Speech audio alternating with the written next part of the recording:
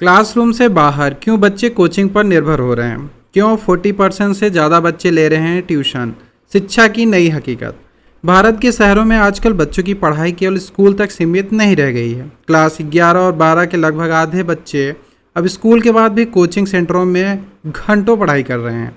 ताज़ा सरकारी आंकड़ों के अनुसार शहरी इलाकों में करीब 45% छात्र प्राइवेट ट्यूशन ले रहे हैं, जबकि ग्रामीण इलाकों में यह आंकड़ा 33% है।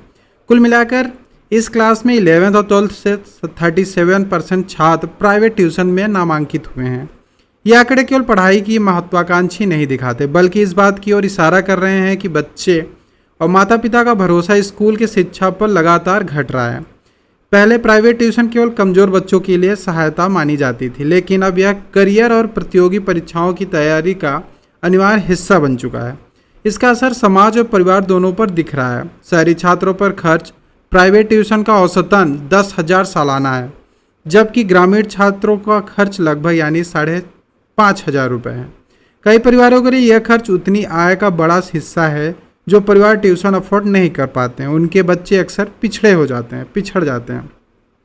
नेशनल एजुकेशन पॉलिसी 2020 का उद्देश्य एक ऐसा शिक्षा तंत्र बनाना था जो बच्चों में नवाचार, रचनात्मक और आत्मविश्वास जगाएगा, लेकिन कोचिंग कल्चर से इसे बदलकर बच्चों को केवल परीक्षा की मशीन बना दिया गया। क्लास 11th और 12th वो समय होता है जब छात्र अपने भविष्य के बारे में सपने देखना चाहते हैं, लेकिन हकीकत यह है कि यह समय उनके लिए तनाव, प्रतिस्पर्धा और थकान से भरा हुआ है। कई मामलों में तो बच्चों पर इतना दबाव होता है कि वे डिप्रेशन और यहाँ तक कि आत्महत्याएं तक कर लेते हैं। सरकार ने 2024 में कोचिंग संस्थानों के लिए कुछ नियम बनाए हैं, लेकिन ये केवल आंशिक समाधान है।